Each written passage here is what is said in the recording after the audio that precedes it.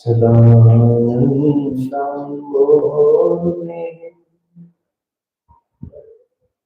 स्मितरुचिरपूर्णेन्दुवदनम् प्रफुल्लाम्भोजन्म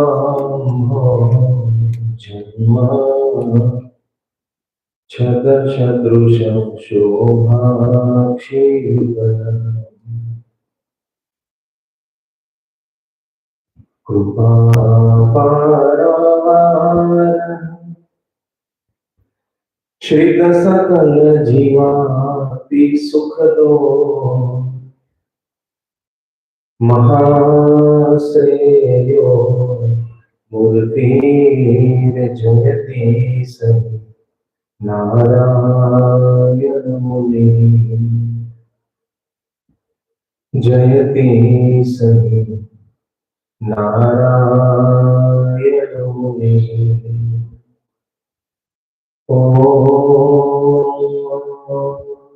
अवतारी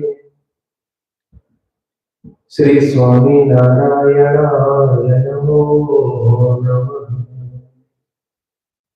ओम श्री सहजानंद स्वामी ने नमो नमः।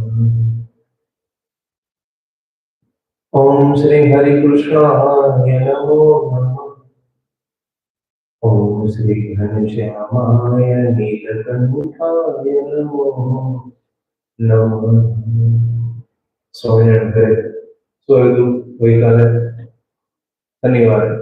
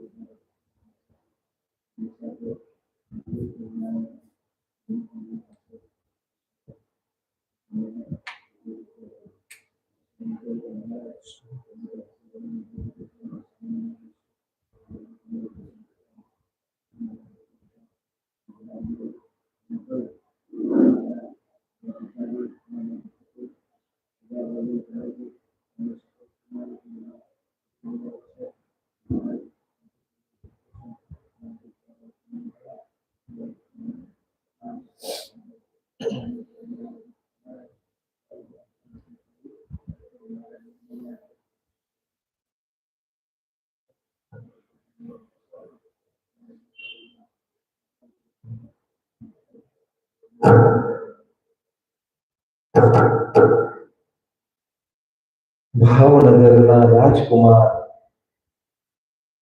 ભાવસિંહજીની સાથે નરસિંહજી પરીક્ષા લે,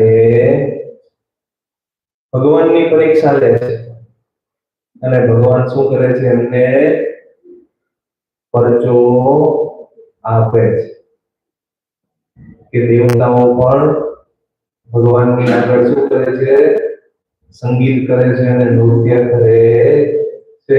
તરત જ એને ટ્યુબલાઇટ થઈ ગઈ કે આ સ્વામિનારાયણ ભગવાન હોવા જોઈએ, નહીતર બીજું કોઈ એની આગળ આવું કરે નહીં.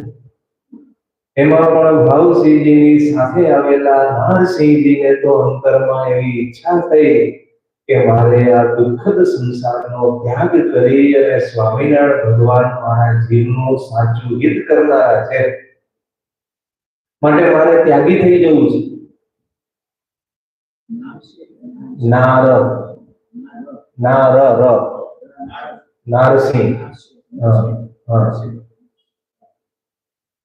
નરસિંહજી ભાવસિંહજીને કહે છે કે તમે મને રજા આપો અને મારું ગાંઠું સ્વામિનારાયણ ભગવાનના હાથમાં સોંપી દો.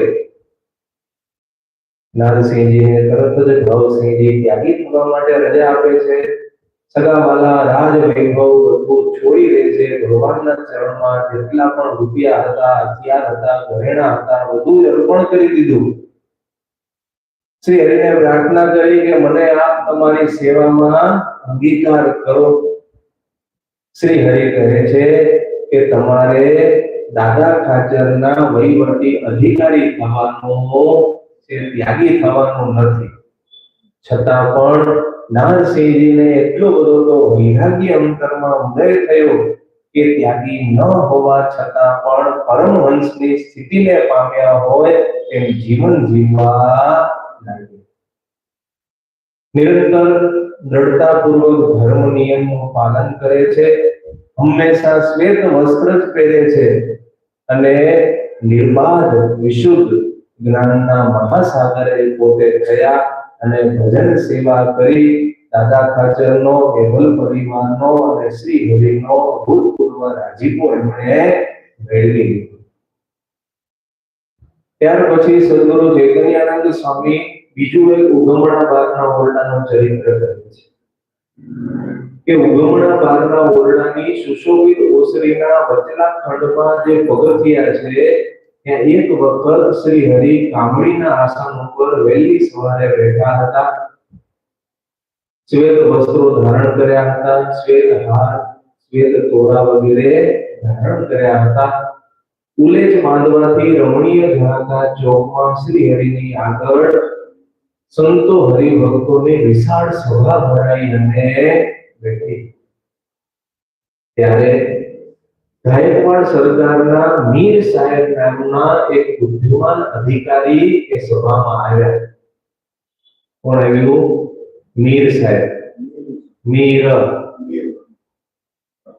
સાહેબ હે મીર, હા મીર નહીં, મીર મ મ મીર સાહેબ આ ચરિત્ર તો બહુ પ્રસિદ્ધ છે. હા, આ ચરિત્ર તો સંપ્રદાયમાં બહુ પ્રસિદ્ધ છે. મીર સાહેબ ને શેનો રોગ હતો? બહુ પ્રસિદ્ધ ચરિત્ર છે સંપ્રદાયમાં મીર સાહેબ. હા, અનિદ્રાનો રોગ એમને હતો. અનિદ્રા કોને કહેવાય? ઊંઘ આવે નહીં, એટલે અનિદ્રાના રોગથી પીડાતા હતા. દિવસે ઊંઘ ન આવે, રાત્રે ઊંઘ ન આવે. આવી પરિસ્થિતિ થાય એટલે માણસ છે એ કેવો થઈ જાય? અર્ધ પાગલ જેવો થઈ જાય. કારણ કે આરામ છે એ જરૂરી છે, કમ્પલસરી છે.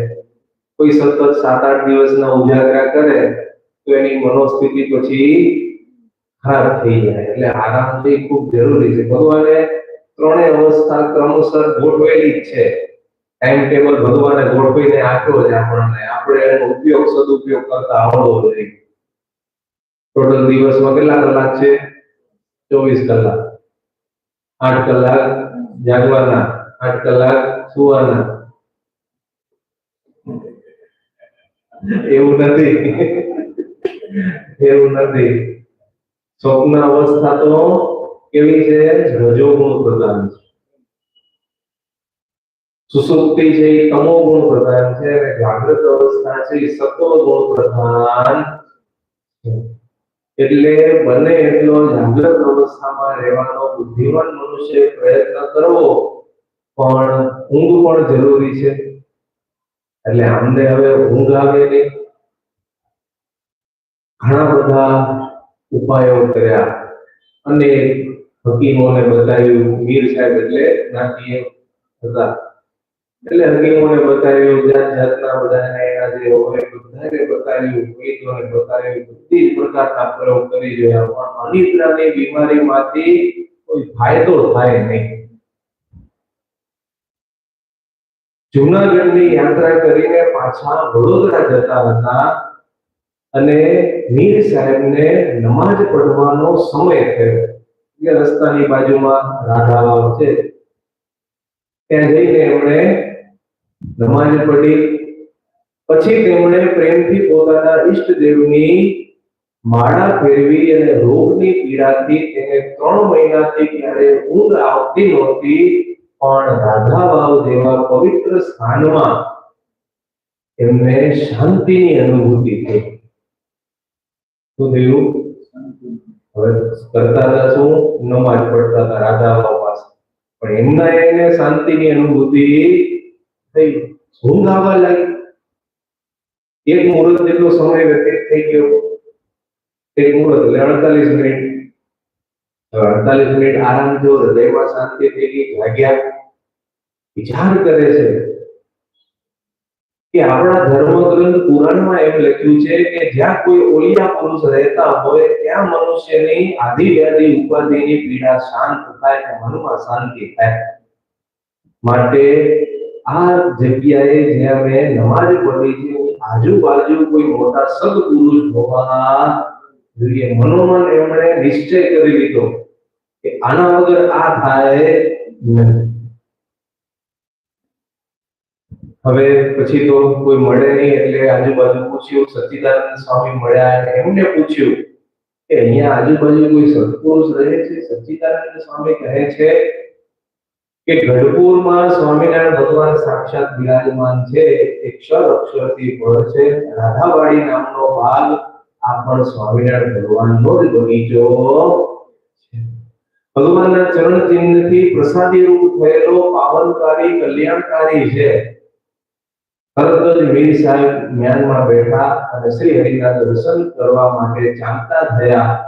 મનમાં વિચાર કરે છે કે આમ તો આપણા ગ્રંથોમાં અલ્લાહના અવતારો પ્રગટ થાય એવું કહ્યું નથી, પણ પૈગંબરની વાતો લખેલી છે. પણ દુનિયામાં હિન્દુ લોકો સ્વામિનારાયણ સાક્ષાત ભગવાન છે એમ માને છે. એટલે એમણે બધા મનમાં સંકલ્પ કર્યા પરીક્ષા લેવા માટે ભગવાનની. પહેલો સંકલ્પ એમ કર્યો કે જો સ્વામિનારાયણ સાક્ષાત વંદનીય પરમેશ્વર હોય તો હું જેવો એની પાસે પહોંચું ત્યારે એ કામળીના આસન ઉપર પૂર્વ મુખે બેઠા હોવા જોઈએ. શું સંકલ્પ કર્યો?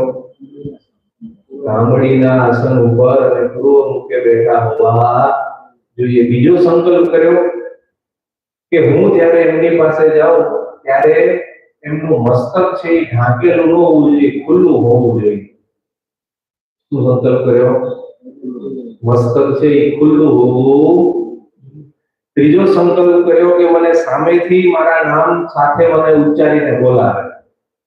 અને ચોથો સંકલ્પ કર્યો કે હું જ્યારે ભગવાન પાસે જાઉં ત્યારે તેમની પાસે ઘણા રીંગણાનો ઢગલો પડેલો હોવો જોઈએ.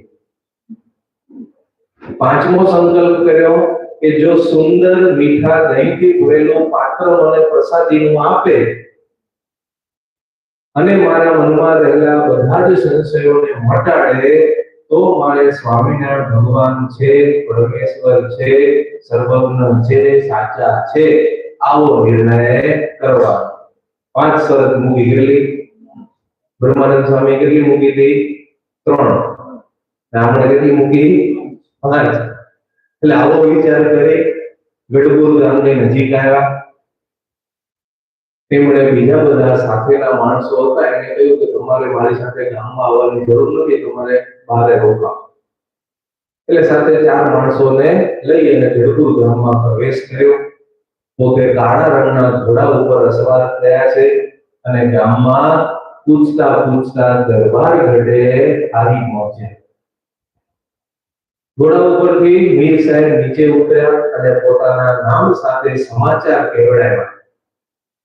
બુદ્ધિશાળી મીર સાહેબનું હૃદય ભગવાનના દર્શન કરવા માટે થનગનતું હતું અને તરત જ ભગવાન પાસે આવ્યા, પ્રેમથી દંડવત કર્યા, દર્શન કર્યા અને પૂર્વ નિર્ધારિત જે કંઈ પણ સંકલ્પો કર્યા હતા મનમાં એ બધા જ સંકલ્પો એમના પૂરા થઈ ગયા. ભગવાન કેવી રીતે બેઠા હતા? કામળીના આસન ઉપર પૂર્વ મુખે બેઠા હતા. મસ્તક પણ ઉઘાડું હતું અને મહારાજે એમને મીર સાહેબ નામ ઉચ્ચારીને બોલાવ્યા. એટલે એમને અતિશય આશ્ચર્ય થયું. શ્રી હરિએ પાર્ષદને આજ્ઞા કરી કે સાહેબને બેસવા માટે ચાકડો પાથરી આપો અને ચાકડો પાથરી આપ્યો. મીર સાહેબ ચાકડા ઉપર બેઠા અને એમણે જોયું કે મહારાજની જમણી બાજુમાં જ રીંગણાનો એક મોટો ઢગલો પડ્યો હતો. મીર સાહેબને તો અંતરમાં હા પડી ગઈ કે હું જિજ્ઞાસુ ભાવે અહીંયા આવ્યો તો, પણ હવે હું જિજ્ઞાસાને છોડી અને ભગવાનનો દૃઢ નિશ્ચય થઈ ગયો છું.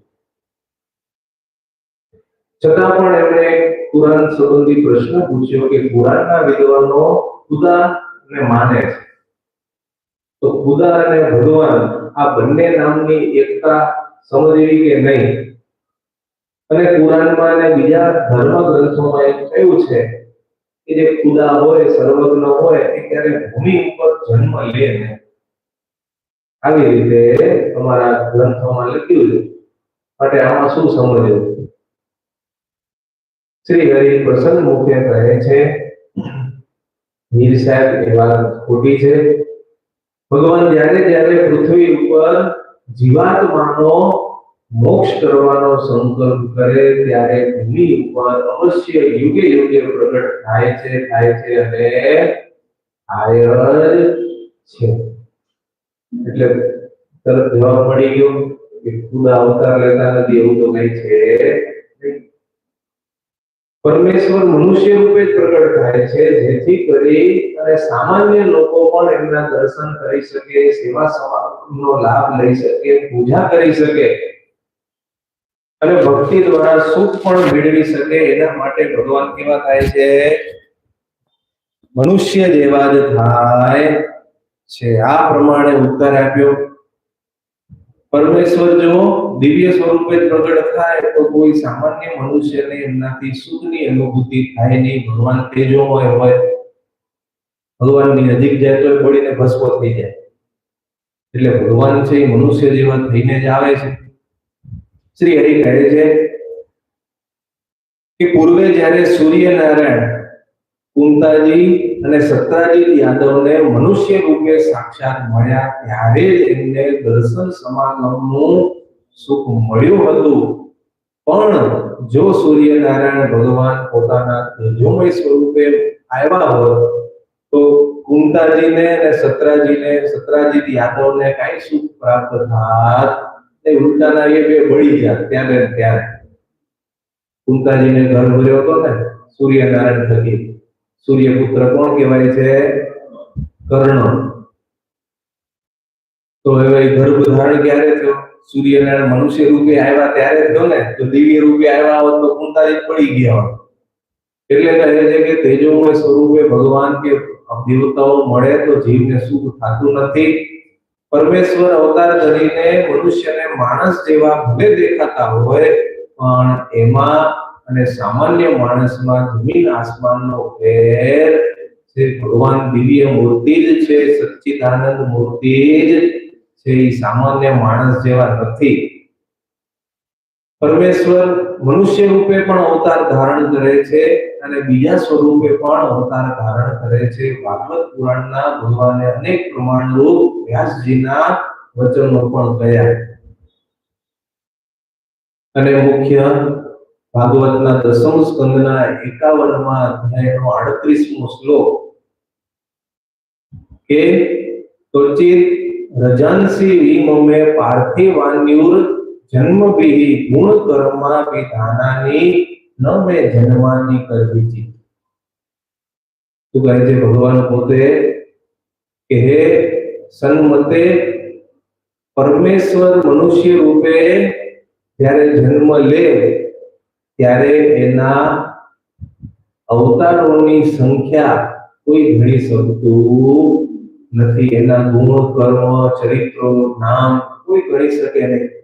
જેવી રીતે કોઈ વ્યક્તિ પૃથ્વીના રજકણની ગણતરી કરી ન શકે એ જ પ્રમાણે ભગવાનના જન્મ કર્મની પણ કોઈ નિશ્ચિત ગણતરી થતી નથી. આપણા સંપ્રદાયમાં તમે જુઓ ને, બીજાની તો વાત મૂકો, આપણા સંપ્રદાયમાં ભગવાનના કેટલા બધા ચરિત્રો છે,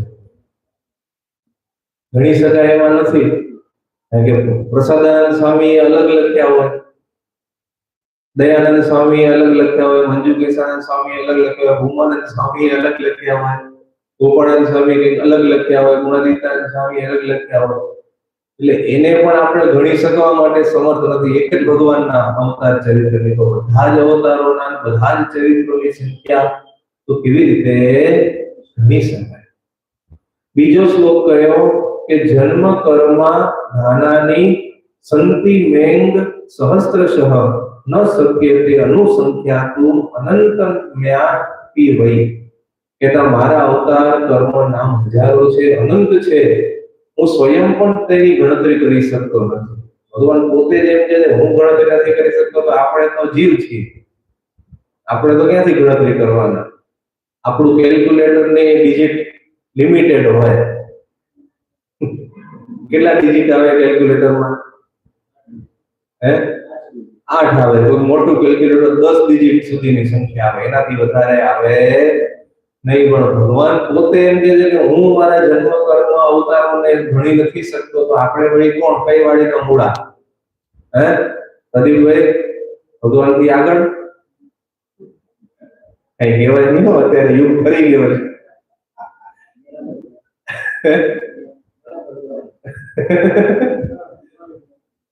ભગવાન એ ગણા છે ને, ભગવાન કરતા વધારે સામર્થ્ય વાળા દેખાડે એવા છે. ભૂત, વર્તમાન અને ભવિષ્ય આ ત્રણેય કાળમાં થઈ રહેલા અને ભવિષ્યમાં પણ થનારા અવતારો અને મારા ચરિત્રો અનુક્રમે ગણતરી કરનારા મોટા મોટા ઋષિઓ પણ પ્રયત્ન કરે છે, છતાં પાર પામતા નથી. મોટા મોટા સંતો ઋષિઓ ઘણો બધો દાખલો કરે છે. દાદાએ તમે જુઓ, સરસ મજાનું બધું ભગવાનના ચરિત્રનું સાલ વાઇઝ બધું કરેલું છે, તો એ કઈ એન્ડ આવતો નથી. કેટલા 10 શાસ્ત્રોને તો 25 રહી ગયા હોય, 25 લીધા હોય તો બીજા 15 રહી ગયા હોય. એટલે એનો કોઈ એન્ડ આવે નહીં. જ્યારે જ્યારે ધર્મનો ક્ષય થાય છે, પાપની અભિવૃદ્ધિ થાય છે, ત્યારે ભગવાન કોઈ પણ સ્વરૂપે પ્રગટ થાય જ છે.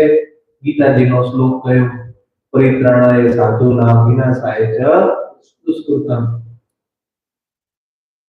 એ પ્રમાણે મારા અને તારા ઘણા જન્મો વીતી ગયા છે અર્જુન.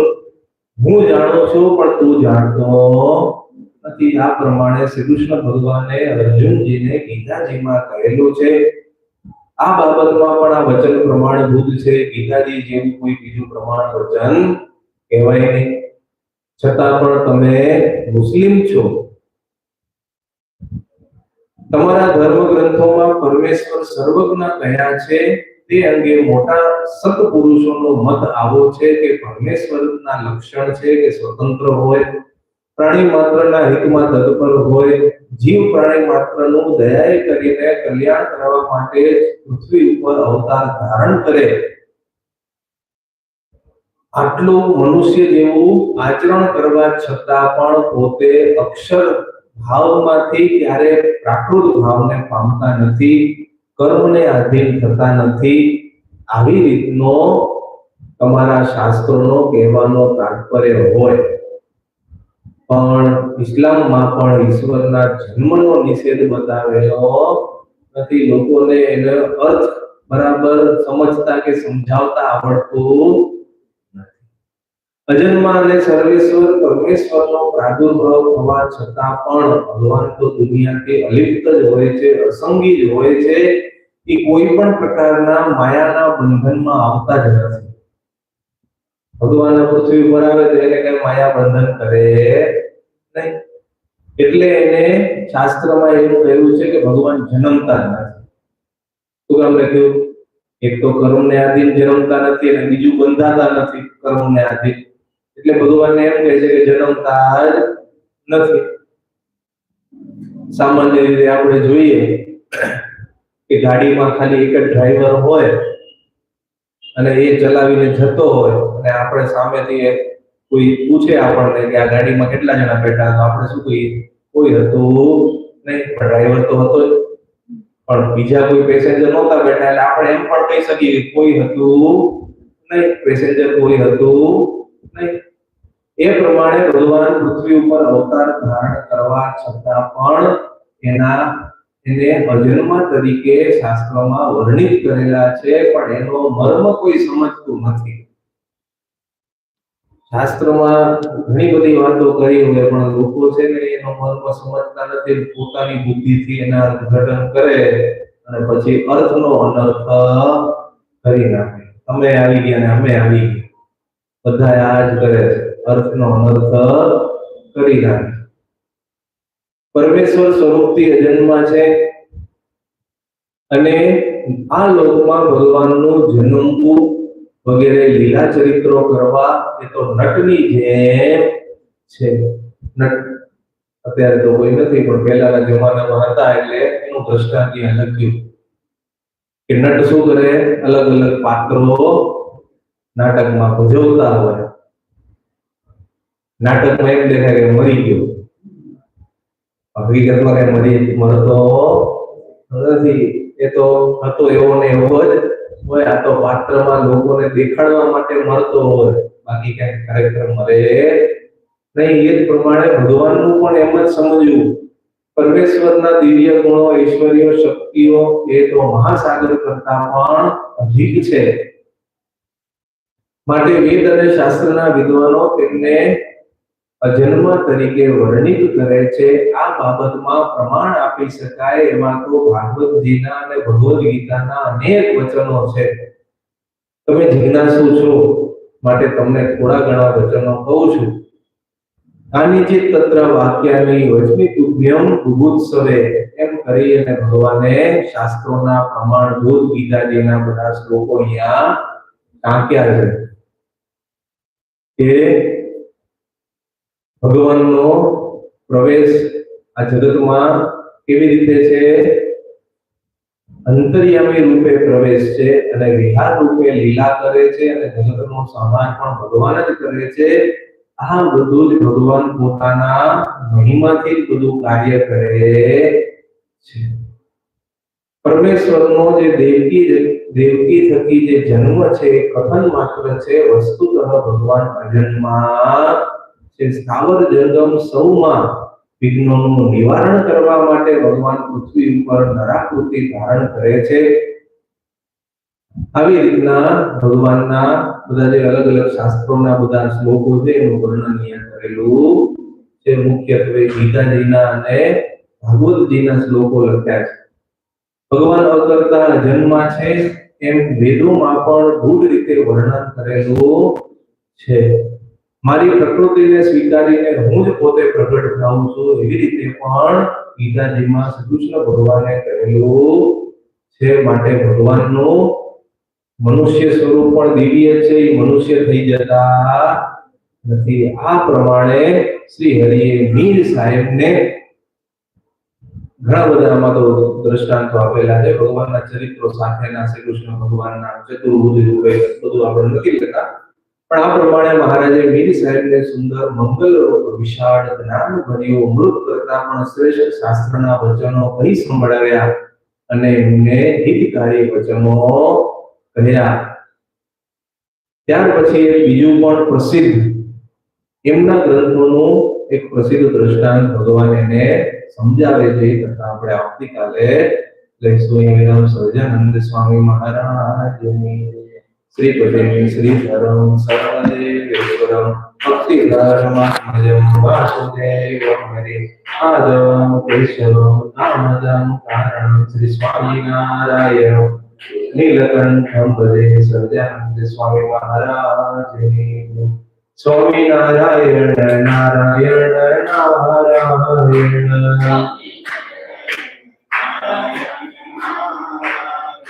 સ્વામિનારાયણ નારાયણ નારાયણ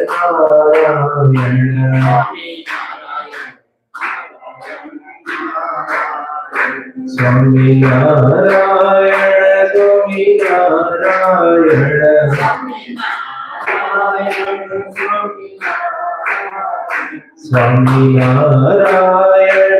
સ્વામિનારાયણ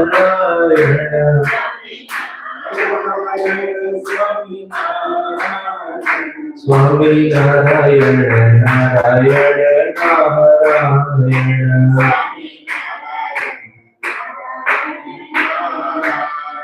સહજાનંદ સ્વામી મહારાજ।